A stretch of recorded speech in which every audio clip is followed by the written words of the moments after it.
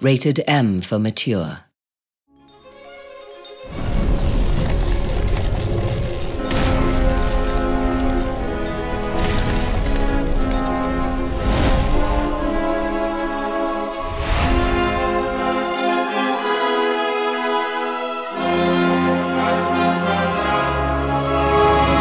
The thing I'm proudest of in the design of Reckoning as a whole, there's a lot of things the team has done just an amazing job with, from the moment-to-moment combat to the actual architecture and geography of the world.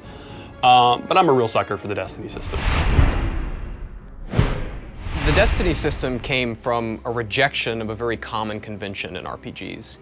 We pick our class at the beginning of the game. You kind of start out and you choose from the get-go whether you want to be the warrior or the mage. You have to make these huge decisions up front before you know what you're doing. Like, oh, I want to invest in strength, or do you? You're basing that decision on information you don't have.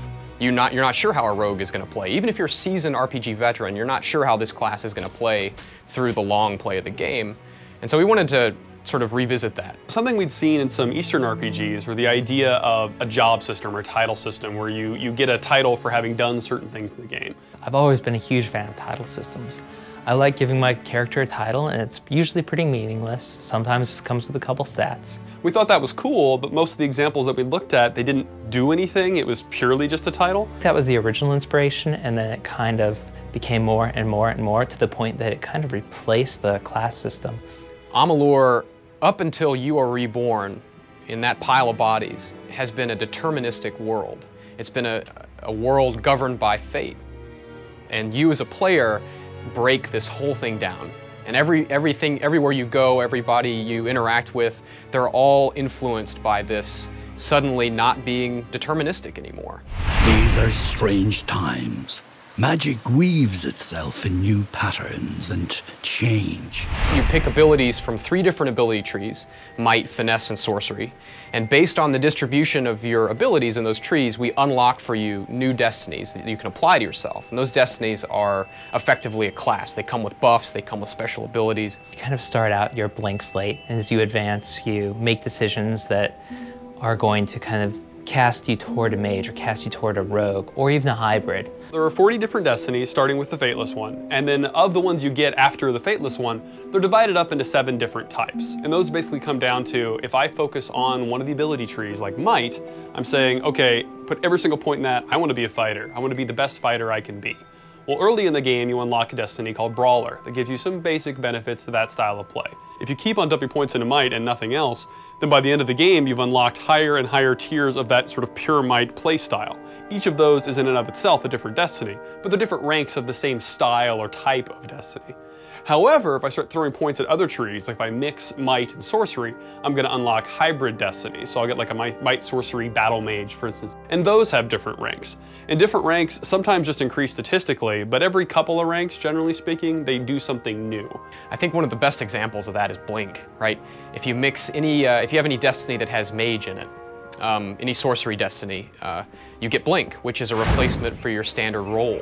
This Blink is like the warrior's dodge, but instead of moving across the terrain, your character actually teleports. You can use this teleport to do all sorts of cool things, like teleport through guys. But as you level that destiny up, you get, there's a poison blink, and there's like an ice blink. It slows enemies down when you teleport through them. The Warlord, the high tier destiny you get for focusing on that Might line, he gets an ability called Last Stand, so that when you die, you can immediately get back up from the dead, wipe the blood from your face and get back into the fight.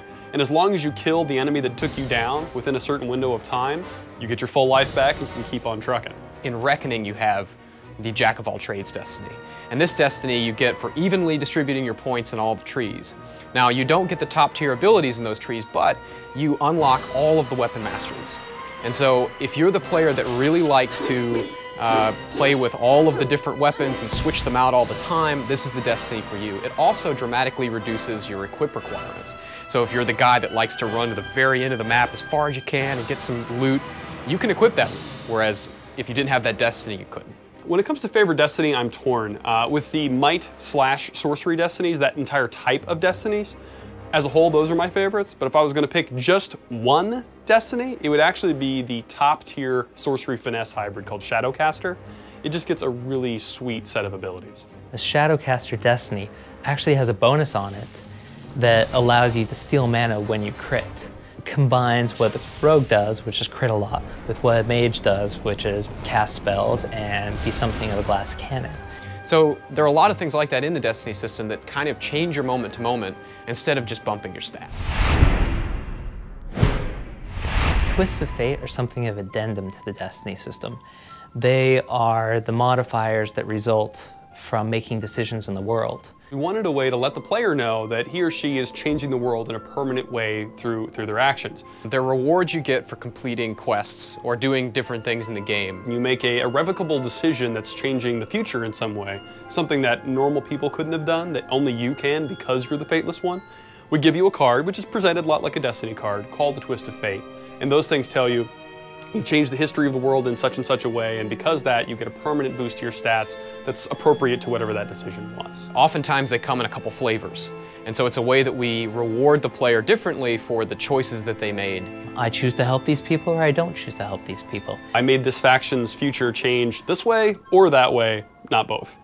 So both the bonuses and the twists themselves are exclusive in that case. A seat in the House of Ballads cannot remain empty, lest the great stories end. We want you to be able to play the game that you want to play. I'm hoping players come to Reckoning and experience the nostalgia factor, the thing that first hooked them on games. I think this game is one that could really do that. I want players to feel like they got to experience a world they've never seen before and that they want more. I want them to leave and go, well, what else is happening in Amalur? Because, you know, we're doing more in that world. We want them to see that. There's so much depth and there's so much personality and character that there are endless possibilities for products. I want them to be excited about what happens 5 years later, 20 years later, 2,000 years later. So I'm excited to get them into the world and just kind of experiencing everything that we've built.